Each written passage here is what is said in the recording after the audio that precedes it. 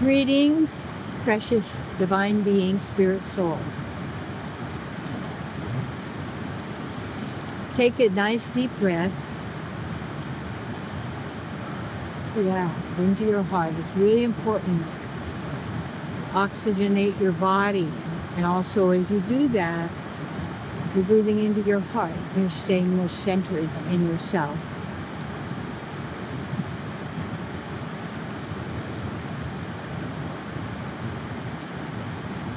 And I think it'd be important right now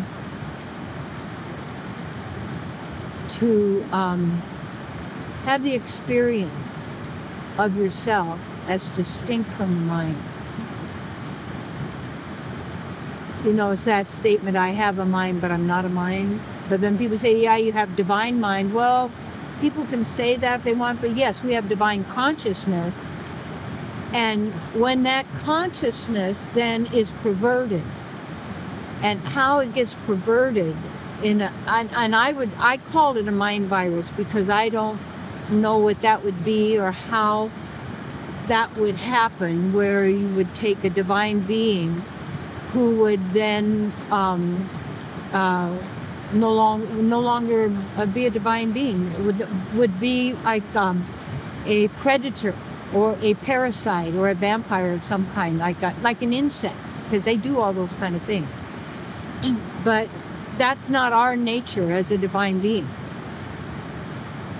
So that when we,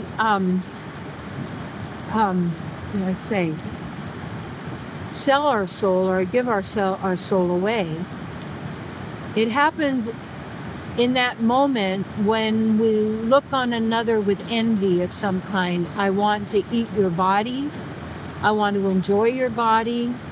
I want to have what you have, and ultimately I want you gone. I want you dead. I want you gone.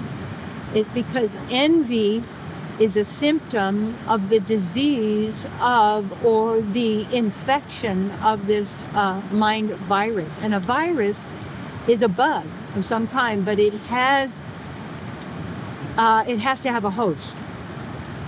And it could be a thought form, kind of a AI kind of a virus of some sort, you might say.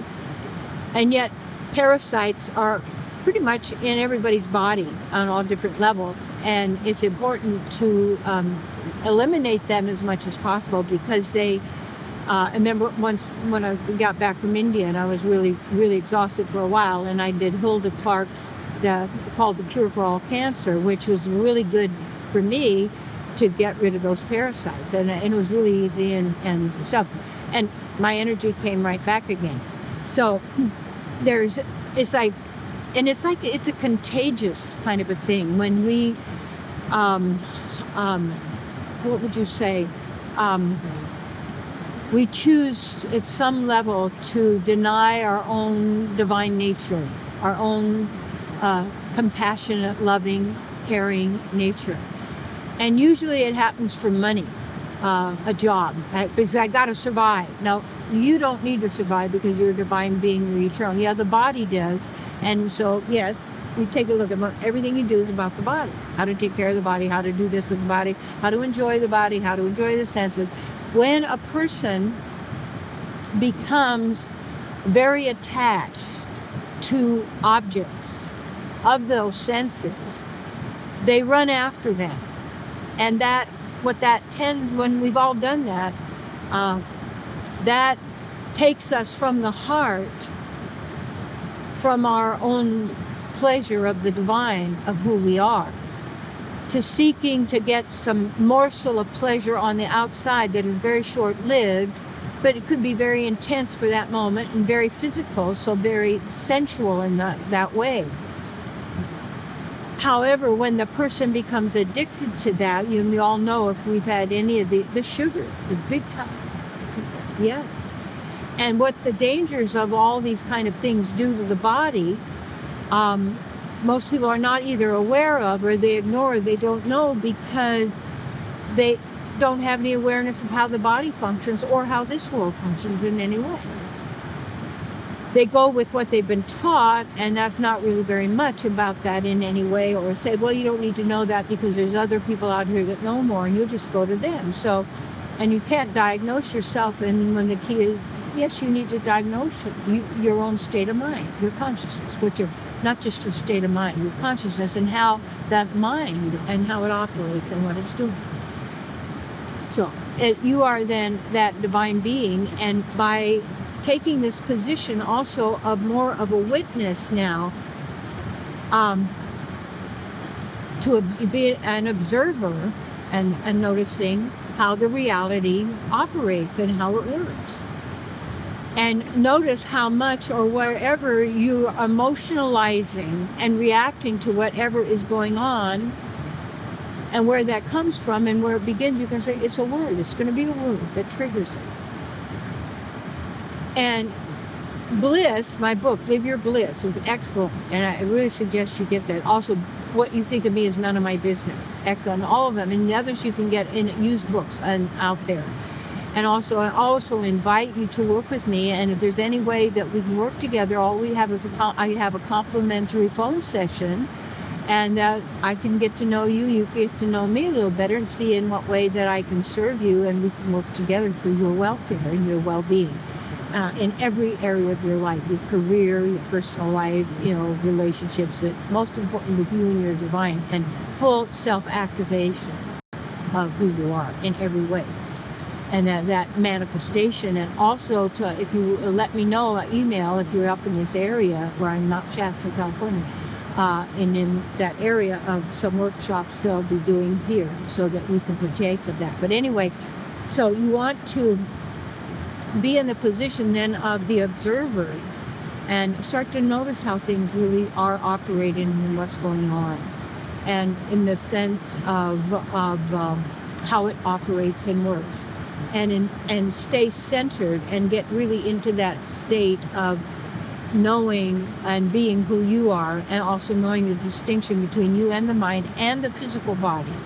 And yet you have a spiritual body. I've seen mine, and I know you have it too then. And it's awesome. And it's there because it's already there. I couldn't have seen it if it wasn't there, but somehow all of a sudden there I was, and there I was in the body. And it's not like this. It doesn't have blood and bones and all that kind of thing, or however that is.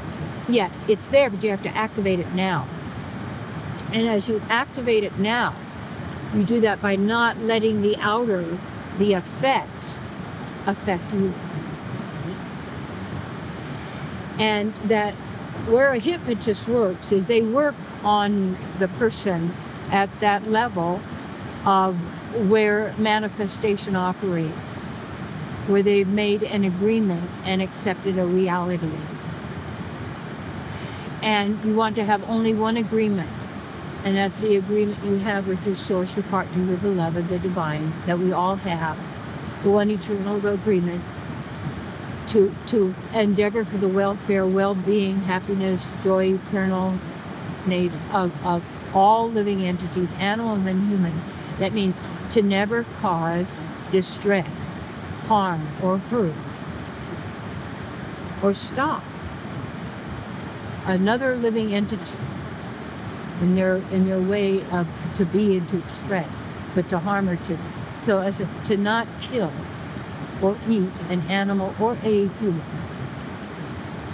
biological being because of who they are in that life with that particular body, and what it does to them, and the trauma it does to them, and what it then generates in your world and your life. And if you can see it going on around, because that's the cause right there.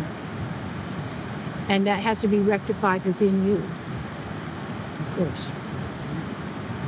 And me. And we have to do it ourselves. And that's in the quietness of your being, and you with your heartfelt relationship with the divine. And to let go and confess. Not to anybody else. And let your heart feel that of what we've done. And you've done through ignorance, through however it may be, but it's not you. And you were programmed to do that. You were hypnotized to do that. You were taught to do that and expected in every single way. But it's not here. This is our opportunity